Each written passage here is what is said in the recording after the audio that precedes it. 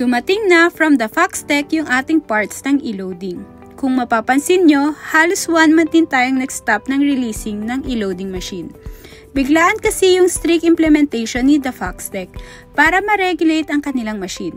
Only distributors na lang ang pwedeng magbenta.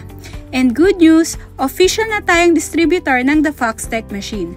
Makikita nyo yan sa website nila.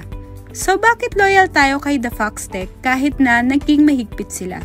Alam naman natin na may competitor sila na pwede nating lipatan. Simple lang, since nga may cash-in at bills payment ito, pero yung pinag-uusapan.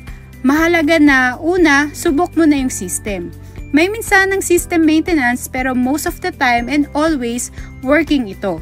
Pangalawa, mabilis ang technical support in case na magka-problema o may tanong. Pangatlo, secured ang funds na ilalagay mo.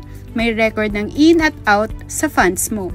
Pang-apat, hassle-free ang top-up, pwedeng online banking or sa mga Palawan branch.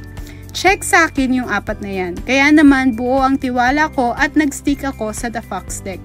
Investment ang machine na to at hindi rin biro ang halaga ng isang machine. Kaya dapat siguradong magtatagal ang machine na mabebenta namin para kumita at makabawi agad sa puhunan ang customer. Ikaw ka negosyo, ano bang mahalaga para sa isang e-loading machine? Comment mo lang sa video na to.